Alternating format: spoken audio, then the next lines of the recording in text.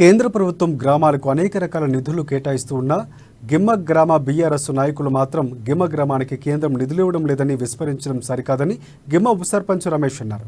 గ్రామాల్లో స్వచ్ఛ భారత్ కింద మరుగుదొడ్లు, శ్మశాన వాటికలు, అలాగే రైతు వేదికల నిర్మాణం కేంద్ర ప్రభుత్వం నిధులతో నిర్మిస్తున్నారనే విషయం బీఆర్ఎస్ నేతలు తెలుసుకోవాలని రమేష్ సూచించారు.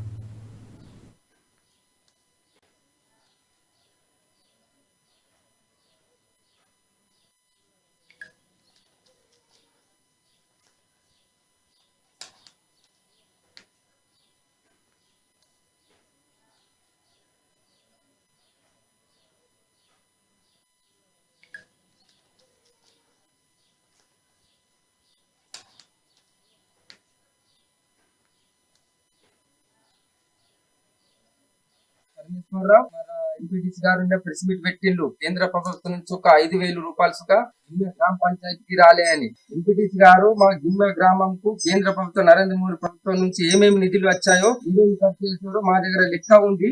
కావాలంటే ఏ చర్చ కన్నా బహిరంగ చర్చకు వస్తాం. మేము ఎక్కడికి రమ్మంటే అక్కడికి వస్తాం. గ్రామ పంచాయతీకి వచ్చిన నిధులు కేంద్రానికి కావాలి. గ్రామంలో కట్టిన మరుగుదొడ్లు కేంద్ర ప్రభుత్వమే, స్టేట్ గవర్నమెంట్ ఒక రూపాయి 30 మరుగుదొడ్లు పట్టి ₹1 స్టేట్ గవర్నమెంట్ అమౌంట్ లేదు, మొత్తం సెంట్రల్ గవర్నమెంట్. అదే విధంగా రైతు వేదిక నిర్మాణం కోసం చేపట్టింది కేంద్ర ప్రభుత్వమే గానీ రూపాయి స్టేట్ గవర్నమెంట్ లేదు. కేంద్ర ప్రభుత్వ నిధులు కాదా గ్రామ పంచాయతీకి వచ్చే చాప్టర్ ర్యాలీ అంతా సంతా కేంద్ర ప్రభుత్వం.